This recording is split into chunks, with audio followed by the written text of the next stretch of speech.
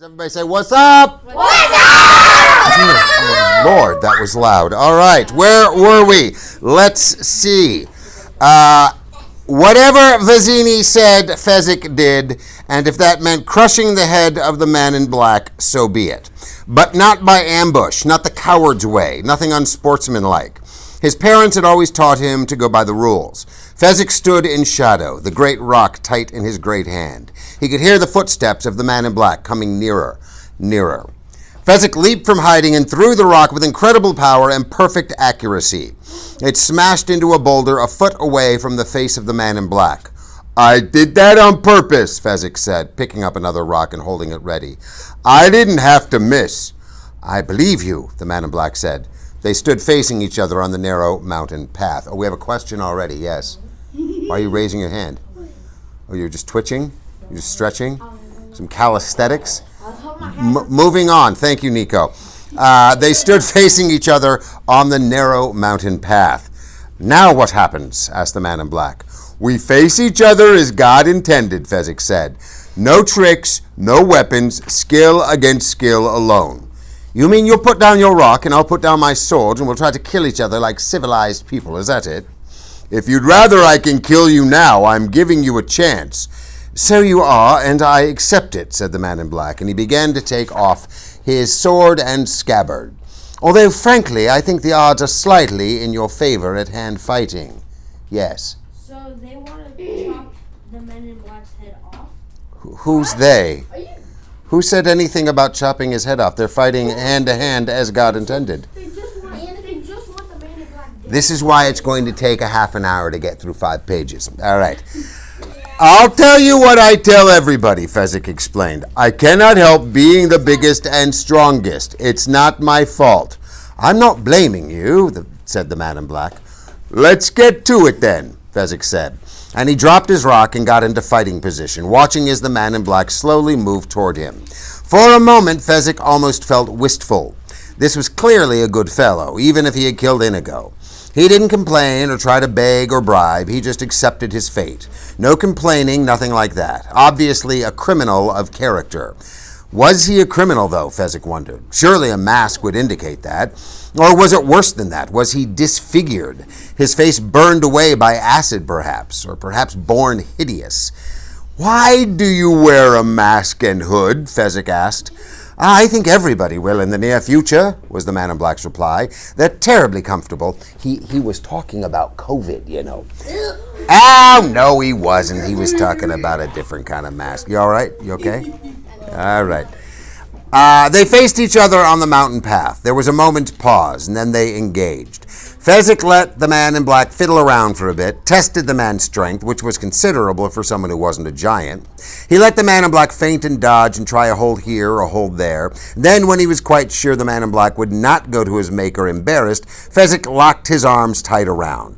Fezzik lifted and squeezed, and squeezed. Then he took the remains of the man in black, snapped him one way, snapped him the other, cracked him with one hand in the neck, with the other the spine base, locked his legs up, rolled his limp arms around them, and tossed the entire bundle of what had once been a human being into a nearby crevice. That was the theory, anyway. In fact, what happened was this. Fezzik lifted and squeezed, and the man in black slipped free. Thought Fezzik. That certainly was a surprise. I thought for sure I had him. "You're very quick," Fezzik complimented. "And a good thing, too," said the man in black. They engaged again. That doesn't mean they're getting engaged like they're getting married. It means engaged the way you are every time I read the brilliant way that I do. This time, Fezzik did not give the man in black a chance to fiddle. He just grabbed him, swung him around his head once, twice, smashed his skull against the nearest boulder, pounded him, pummeled him, gave him a final squeeze for good measure, and tossed the remains of what once had been alive into a nearby crevice. That was his intentions, anyway. In actuality, he never got through the grabbing part with much success, because no sooner had Fezzik's great hands reached out than the man in black dropped and spun and twisted and was loose and free and still quite alive.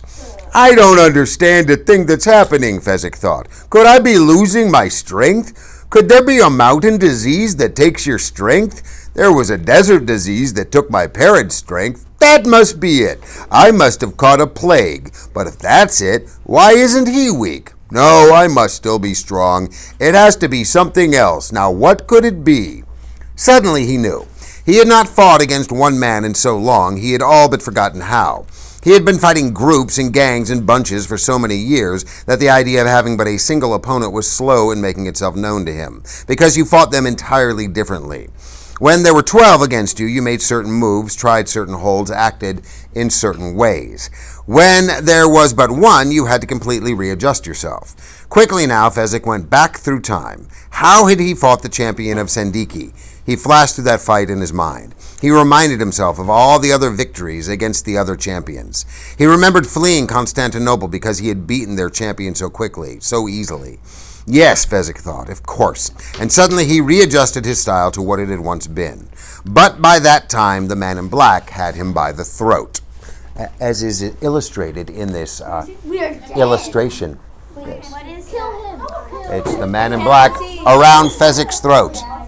Ooh, ah. The man in black was riding him, and his arms were locked across Fezzik's windpipe, one in front, one behind. Fezzik reached back, but the man in black was hard to grasp. Fezzik could not get his arms around his back and dislodge the enemy. Fezzik ran at a boulder and at the last minute spun around so that the man in black received the main force of the charge. It was a terrible jolt. Fezzik knew it was. But the grip on his windpipe grew even tighter. Fezzik charged the boulder again spun, and again knew the power of the blow the man in black had taken.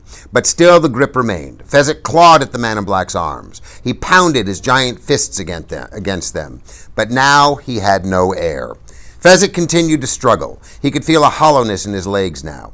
He could see the world beginning to pale, but he did not give up. He was the mighty Fezzik, lover of rhymes, and you did not give up, no matter what. Now the hollowness was in his arms and the world was snowing. Fezzik fell to his knees. He pounded still but feebly. He fought still, but the blows would not have harmed a child. No air. There was no more air. There was no more anything. Not for Fezzik. Not in this world. I am beaten. I am going to die, he thought just before he fell onto the mountain path. He was only half wrong. There is an instant between unconsciousness and death, and as the giant pitched onto the rocky path, that instant happened. And just before it happened, the man in black let go.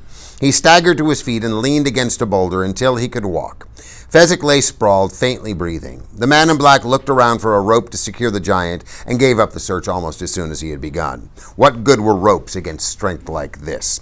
He would simply snap them. The man in black made his way back to where he dropped his sword. He put it back on. 2 down and the hardest one to go. Now, did you just walk through the frame? Yeah. Oh, now I have to erase the entire video because I don't have a release on you. Probably just saw you from the neck down anyway. Whatever, doesn't matter. Yes, go to the bathroom.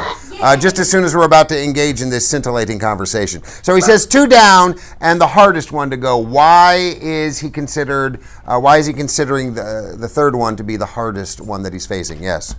Because if we go into the past when the 3 got Buttercup, and Vizzini was touched her a bit, and then she just fell asleep. So Vizzini to just touch. So what does that mean? What does that tell us about Vizzini? I'm sorry, one at a time. What does that say about Vizzini? He is very hard to touch. Very hard. He could make you fall asleep with a few touches. And then Oh. Like the Vulcan death grip, huh? Like Star Trek. You have no idea what I'm talking about, do you? That's all right.